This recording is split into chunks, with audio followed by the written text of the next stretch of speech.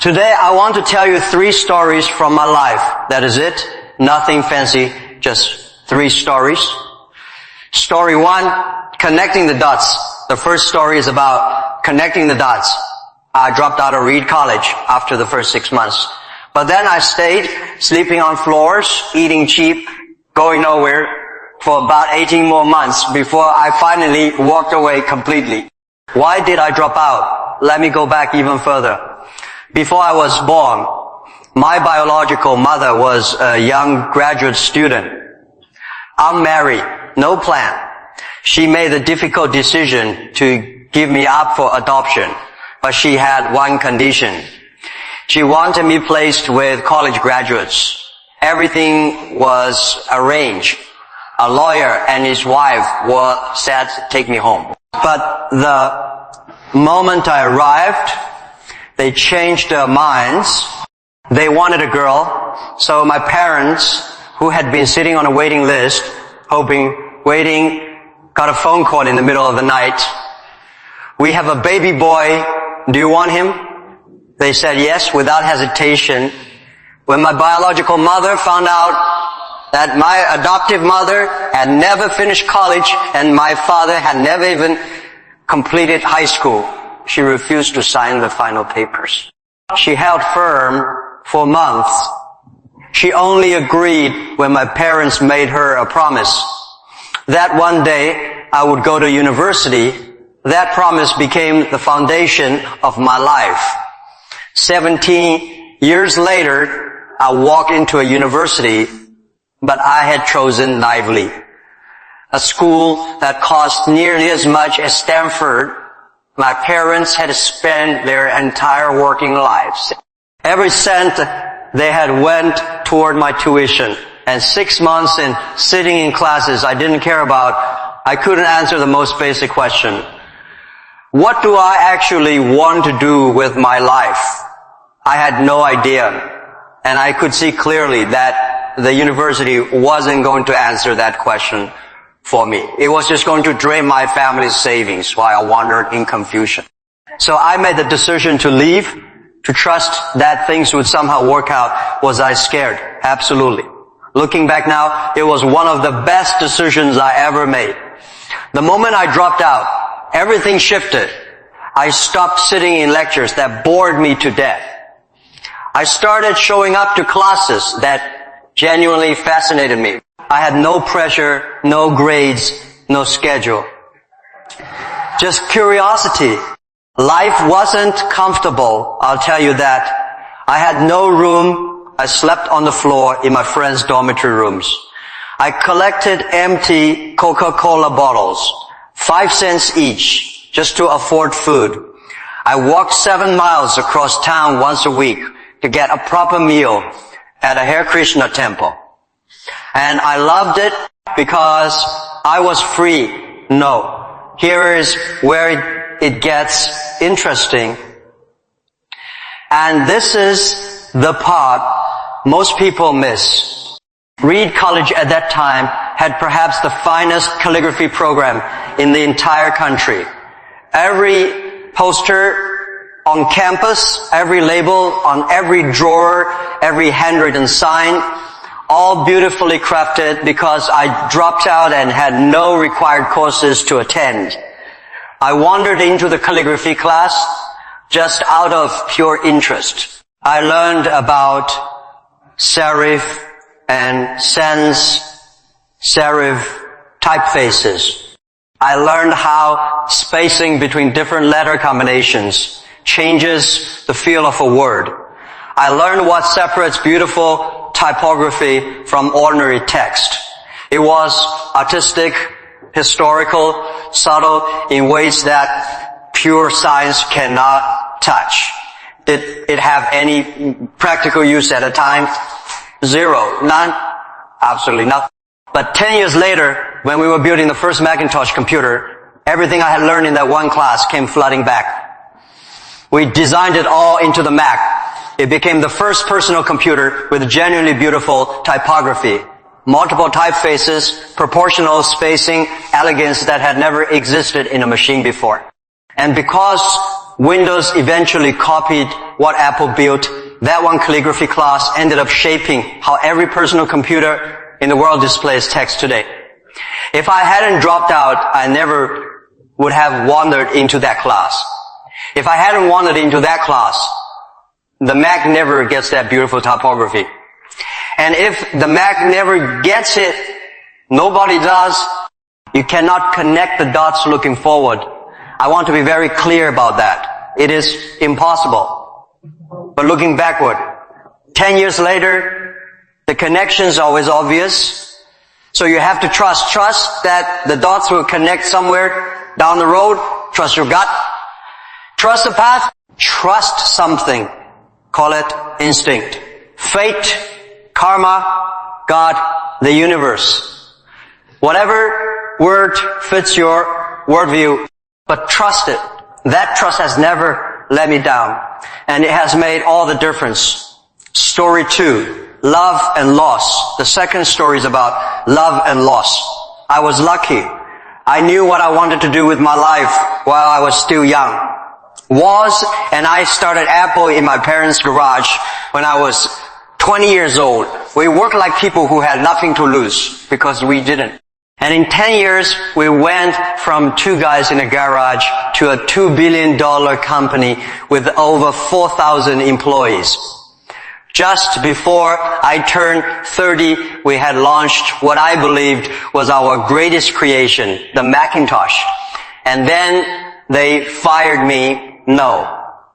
You might be thinking, how does someone get fired from a company they built with their own hands? As Apple grew, I brought in someone I genuinely believed was the right person to help me run the company. For the first year, things were fine. But slowly, our visions for the future started pulling in different directions. Tension built, eventually it exploded into a real conflict.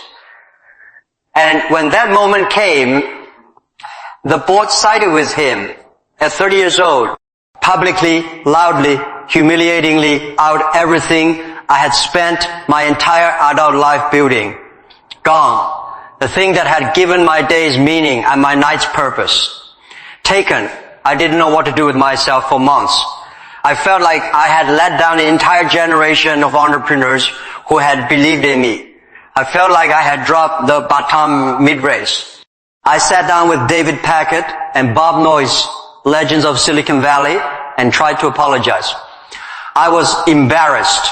I was lost. I honestly considered leaving the valley entirely.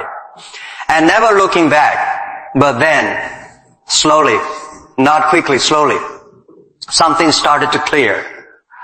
I still loved what I did. That was a realization that changed everything. What happened at Apple was painful, but it hadn't changed the fundamental truth. I was still in love with building things. I was still in love with the work itself. So I decided to start over. What I didn't understand at the time, but understand completely now, is that getting fired from Apple was the greatest thing that ever happened to me. When you are successful, there is a heaviness to it, the weight of what you've already built pressing down on every new decision. The moment I lost all of that, I became light again. I became a beginner again, uncertain, humble, free to experiment without worrying about protecting what I'd already created. That lightness opened the door to the most creative chapter of my life. I built a company called NeXT. I helped create a company called Pixar, and I fell deeply in love with a remarkable woman who became my wife. Pixar made history. It produced the world's first fully computer animated feature film, Toy Story. Today, it is the most successful animation studio on the planet, and then life surprised me with an ending nobody could have predicted. Apple bought NeXT. I came back. The technology we had developed during those lost years became the beating heart of Apple's rebirth.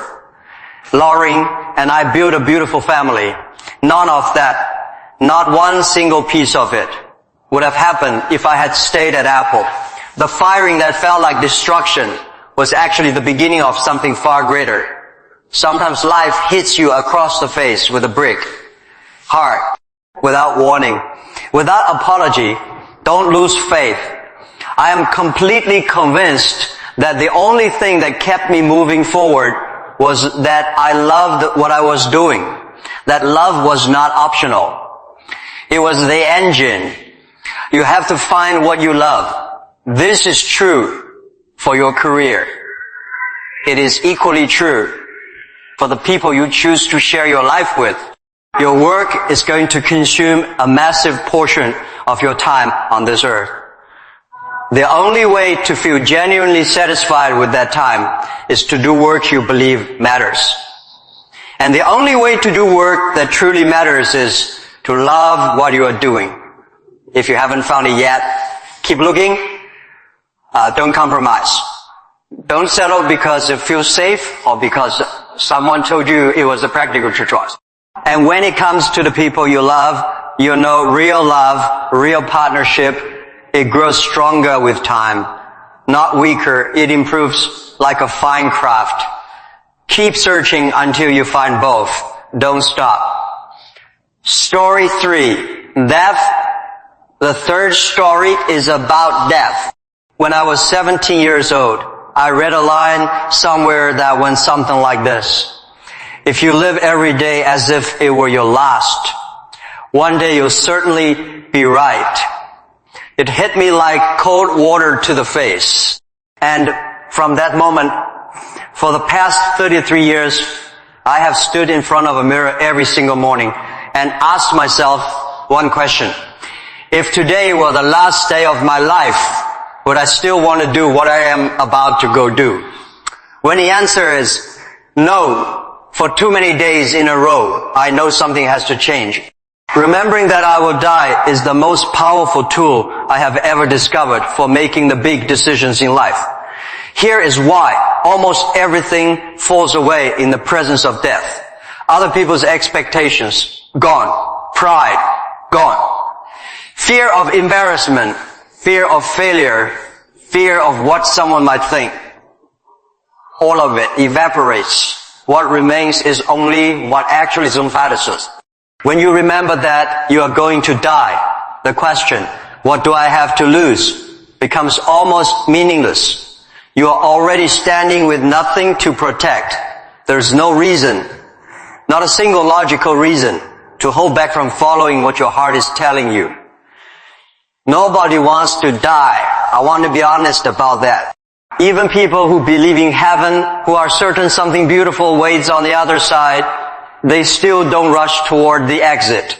We are all wired to stay, and yet death comes for everyone. No one person in all of human history has escaped it. No one, but here is what I believe. Death might be the greatest invention life ever produced. It clears away what has grown old and rigid to make room for what is new and alive. Right now, you are the new, you are what has replaced what came before. But one day, and it may not be as far away as you think, you will become the old, and you will be cleared away to make room for something else. I know that sounds harsh, but it is simply true. Your time is limited. Do not waste a single year of it living someone else's version of your life. Do not get trapped inside a dogma, which is just a sophisticated word for living according to the conclusions. Other people reached about a life they were living, not yours. Their answers do not fit your question.